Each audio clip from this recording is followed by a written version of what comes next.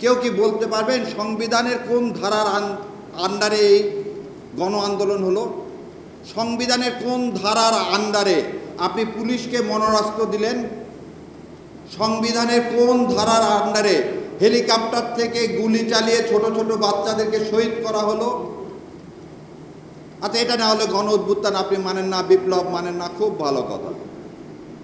আপনি আমাকে বলেন, সেদিন 5 তারিখে মাননীয় সেনাপ্রধান সংবিধানের কোন ধারার বলে আপনাদেরকে কোথায় প্রধানের অফিসে ডাক দিল, এবং সেই ডাকে আপনি ফখরুল সেখানে উপস্থিত হলেন? দয়া করে বলেন যে সংবিধানের কোন ধারায় আছে সেনাপ্রধান সমস্ত বিরোধী দলকে সেনানিবাসে ডাকতে পারে? আছে? নাই। আসেন, আপনি সেনাপ্রধান সবাইকে বলল চলেন সরকার গঠন করি, এটা সংবিধানে কোন ধারায় আছে?